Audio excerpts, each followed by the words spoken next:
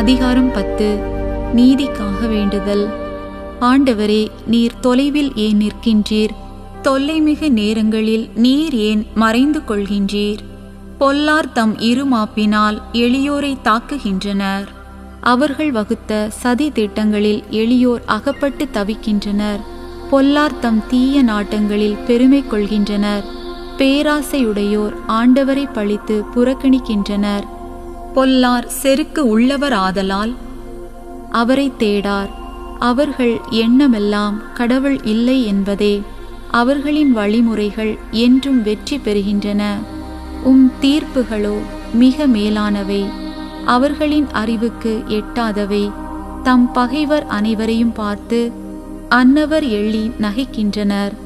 எவராலும் தம்மை அசைக்க முடியாது. எந்த தலைமுறையிலும் தமக்கு கேடு வராது என்று அவர்கள் தம் இதயத்தில் சொல்லிக் கொள்வார்கள். அவர்களது வாய் சாபமும் கபடும் அச்சுறுத்தலும் நிறைந்தது.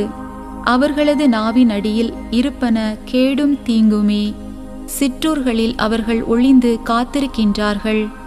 சூதறியாதவர்களை மறைவான இடங்களில் கொலை செய்கின்றார்கள். திக்கற்றவர்களை பிடிப்பதிலேயே அவர்கள் கண்ணாயிருக்கின்றார்கள். குகையில் இருக்கும் சிங்கம் போல் அவர்கள் மறைவில் பதுங்கி இருக்கின்றார்கள்.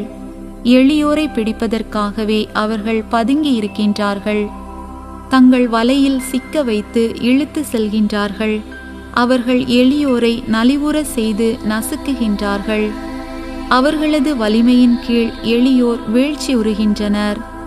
இறைவன் மறந்துவிட்டார், தம் முகத்தை மூடிக்கொண்டார், என்றுமே எம்மை பார்க்க மாட்டார் என பொல்லார் தமக்குள் எண்ணிக்கொள்கின்றனர். ஆண்டவரே, எழுந்தருளும். இறைவா, உமது ஆற்றலை வெளிப்படுத்தும். எளியோரை மறந்து விடாதையும். பொல்லார் கடவுளை புறக்கணிப்பது ஏன்? அவர் கணக்கு கேளார் என அவர்கள் சொல்லிக் கொள்வது ஏன்? ஆனால் உண்மையில் நீர் கவனிக்கின்றீர். கேடுற்றோரையும் துயருற்றோரையும் கண்டு கொள்கின்றீர். அவர்களை உம் கைகளில் ஏற்றுக்கொள்கின்றீர். திக்கற்றோர் உம்மிடம் தம்மை ஒப்படைக்கின்றனர். ஆதரவற்றோருக்கு நீரே துணை. பொல்லார் தீயோர் ஆகியோரின் கைகளை முறித்துவிடும். அவர்களது பொல்லாங்கை தேடி கண்டுபிடித்து அதை முற்றிலும் அற்றுப்போகச் செய்யும். ஆண்டவர் என்றுமுள்ள அரசர். அவரது நிலத்தினின்று வேற்றினந்தார் அகன்றழிவர். எளியோரின் விருப்பத்தை ஆண்டவரே நீரே கேட்கின்றீர். அவர்கள் குரலுக்கு செவிசாய்த்து உள்ளத்திற்கு ஊக்கம் அளிக்கின்றீர். ஆதரவற்றோருக்கும் ஒடுக்கப்படுவோருக்கும் நீர் நீதி வழங்குகிறீர். மண்ணில் தோன்றிய மனிதர் எவரும் இனியும் அவர்களை துன்புறுத்த மாட்டார்.